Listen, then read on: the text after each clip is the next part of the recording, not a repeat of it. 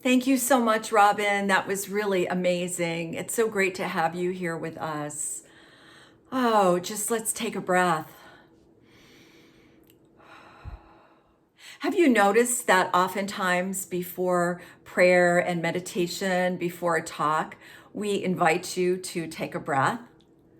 Taking a breath brings us into the moment of now. It releases the inner chatter, that self-judgment, all that activity in the mind, and allows us to be here right now. And it gets us out of our heads. Taking a breath is a reminder to bring us into that awareness of the awesomeness of our bodies, how we automatically have this process of breathing, of moving air in and out of the lungs, bringing in oxygen and flushing out carbon dioxide. Our conscious breathing can help calm us, relax us, energize us, help us fall asleep. We breathe to wake up, just in the awareness of our breath. So taking a breath is a reminder of the circulation of life. Inhale is reception, and exhale is release. Breathing is the remembering of receiving life and letting go, trusting the process that another breath will occur. It's part of that dynamic and expanding universe. Awareness is made of two things: intention and attention. We declare our intention when we proclaim, I choose to live in peace today. I am going to walk in harmony today. All my communication is going to be in love. That we intend for our day.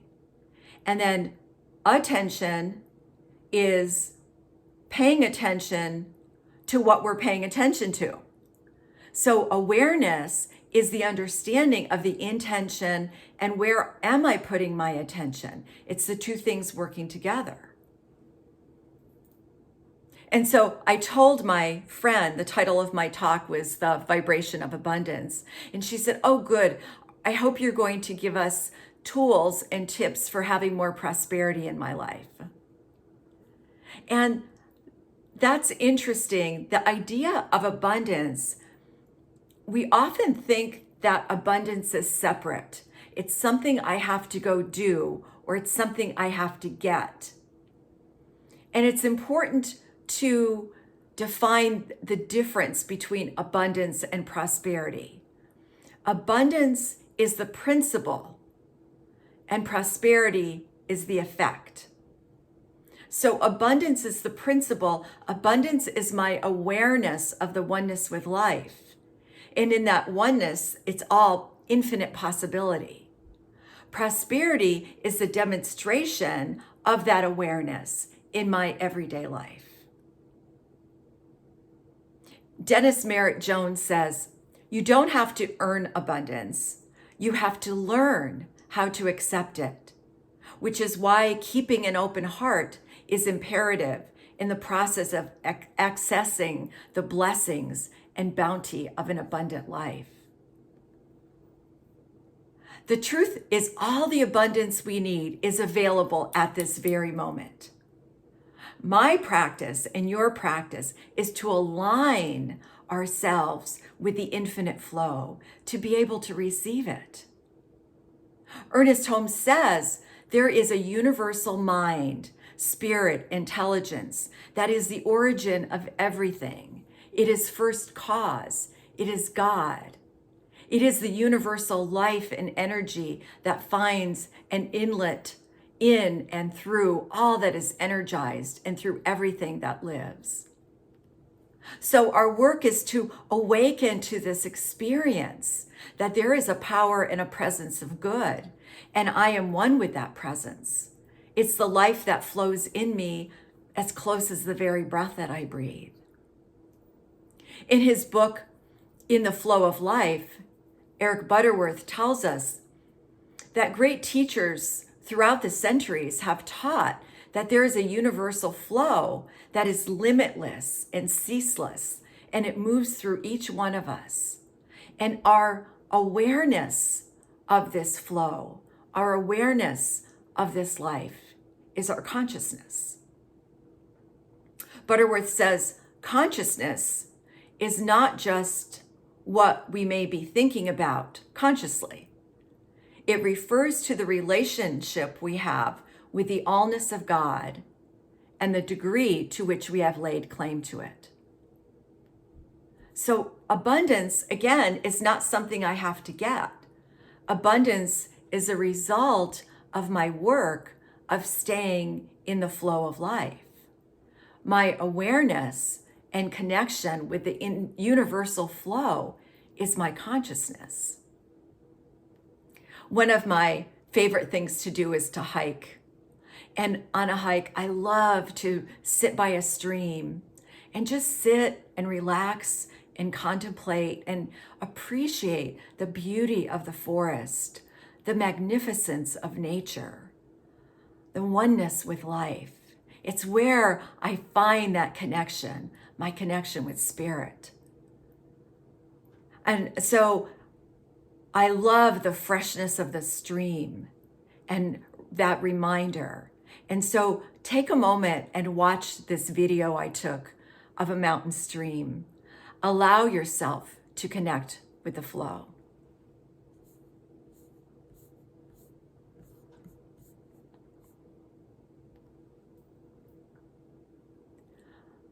I love these reminders that we have of the infinite flow of God, feeling the connectedness with our flow of life. I hope you were able to breathe into that connection. So be still and know I am in the flow. Affirm with me. Be still and know I am in the flow. Take another breath. So God is love and I am one with God. I am one with that presence. There's no separation between me and the presence of God. So my spiritual work is to stay centered in this knowingness. It's to stay engaged in my practice, to stay connected with my awareness, and to stay in the centeredness of love. But you already knew this. You know this. This is our basic teaching that we teach. But some days, do you ever have those days where the experience of oneness is so hard to grab onto, where it's almost non-existent? Do you ever feel alone and fearful, wondering how are we going to get through the next day, the next week, the next month? Some days I know my oneness with spirit can seem light years away from reality. It's so easy to latch on to the stories we're being told. And in our recent women's group, in our Zoom meeting, we talked about the stories that we tell. Our stories come from experiences from long, long ago, but we had experiences and we made decisions about our life.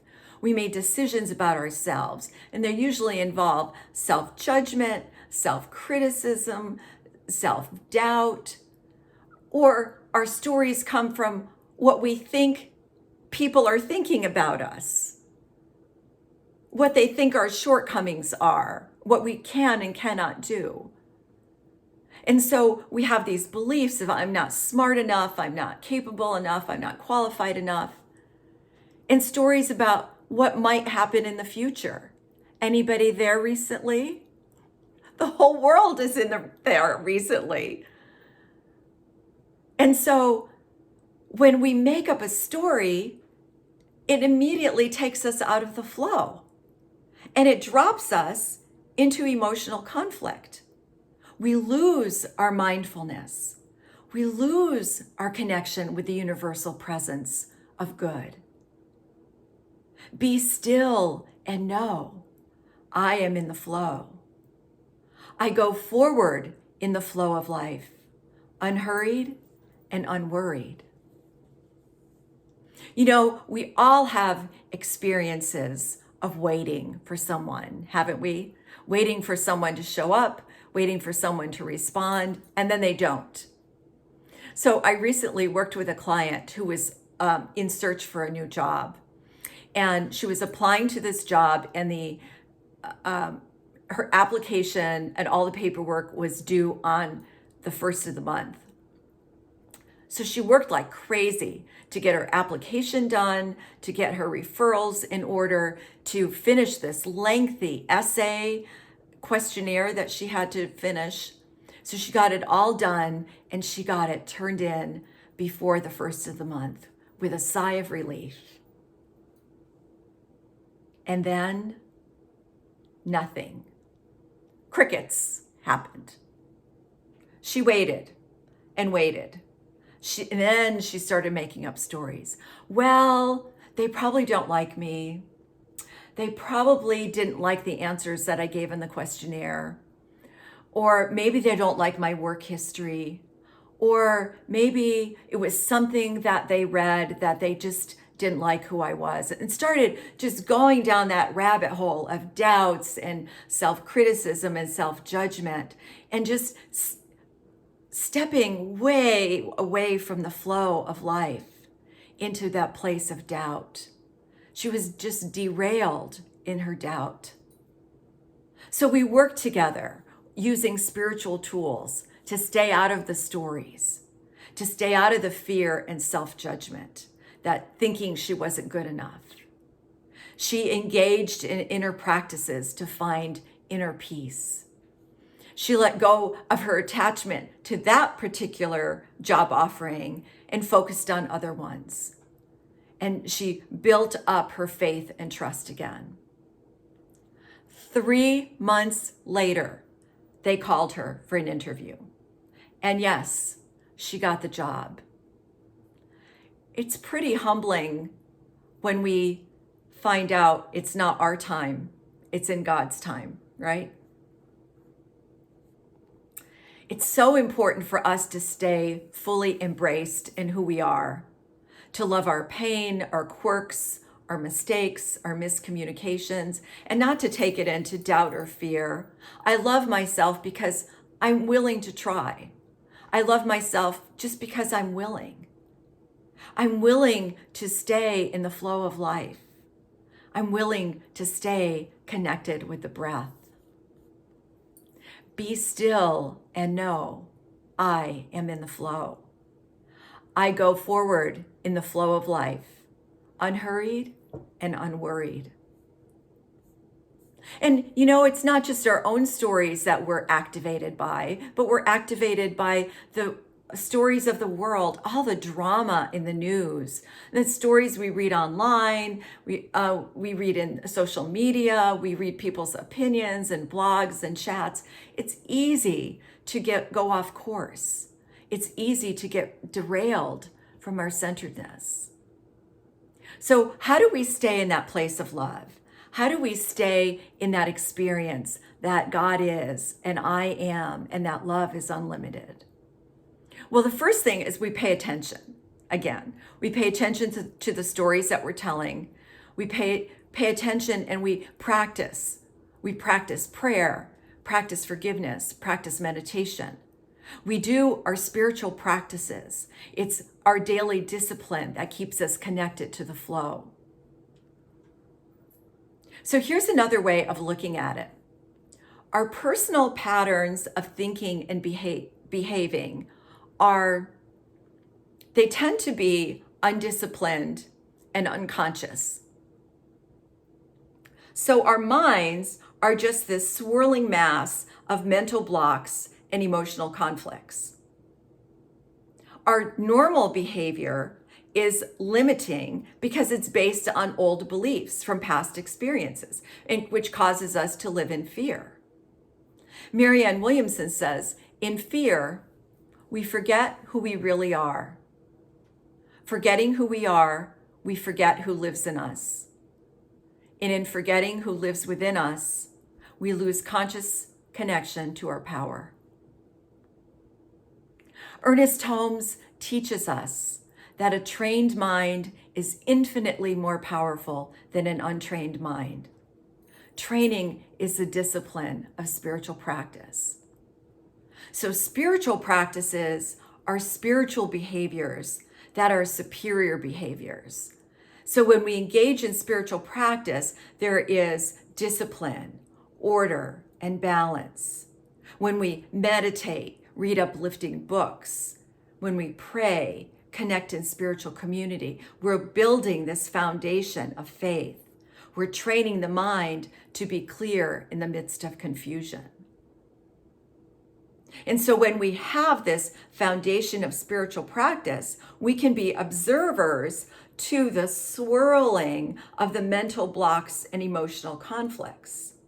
And as we observe it, we slow it down. And we're able to look at it and identify the beliefs, the criticisms, the old ideas that no longer serve us. We're able to do the healing work around them and slowly bring them into alignment, healing them, releasing them. And so now they become connected and become part of the whole. And so the more we engage in spiritual practice, the clearer we are. Now we're in alignment. This is the power of connectedness. This is the power of spirit. This is the power where we have the power of prayer. This is knowing our individualized expression of the one life. And when we're able to do that, then we're also creating new neural pathways in the brain that are more powerful and supersede the old ones that were causing and bringing us the doubt and the fear. The most powerful work we can do is to build our faith. It's the work we do that keeps us grounded. So when a crisis happens, maybe like a pandemic, we can stay grounded in our faith and not get caught up in all the swirling of the outside world. There's never been a more important time to stay centered in love. There's never been a more important time to develop a strong inner spiritual practice and faith to keep us grounded. We are being called to know truth in the center of a swirling cyclone of confusion, of uncertainty, of mistrust, of abuses of power, of social injustice. It's this just swirling. And the more we understand that relationship to the universal flow, the more we begin to understand the power that we have, the unlimited resources that are available to us. And once we understand that, we're conscious about where we're putting our attention. Listen, everyone is vying for your attention. Everyone.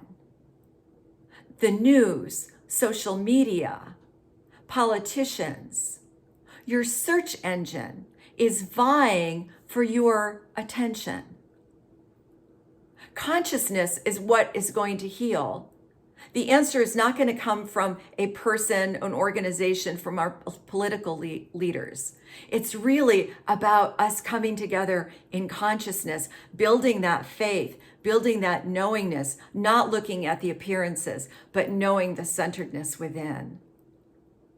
And what a blessing it is to be in a spiritual community where we get to practice and practice together. What a gift it is to have a chance to work with like-minded individuals, to do our spiritual work together, to pray together, to play together, to celebrate our wins, and to grieve our sadness. What a wonderful gift we have of our spiritual community. It's a place of belonging and love. And so I want to share a video with you that is a call to action, a call to step up and to support our wonderful community together. Please watch.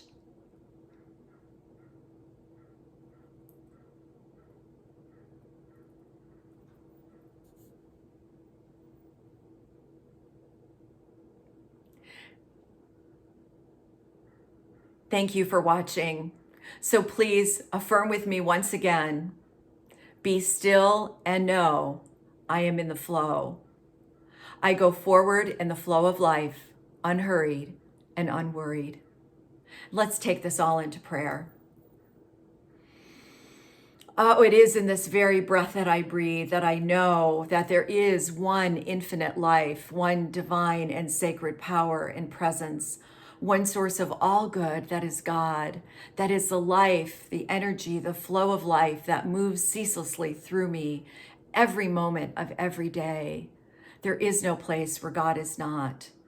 And so I know right here and right now that each of us is an expression of that unlimited power, that each of us has the awareness of that consciousness, the awareness of abundance, the awareness of the good that is God, that is being revealed in our lives each and every day. I know whatever it is we need to know this truth, to stand in this truth, is already done. And I give thanks. I know that anyone who is in pain or suffering is lifted up. And I know all peoples practicing in whatever faith are lifted up this day. And so I give grateful thanks for this good that is God, for this unlimited resource, for this knowingness of love. And so it is. I'll be back in just a moment.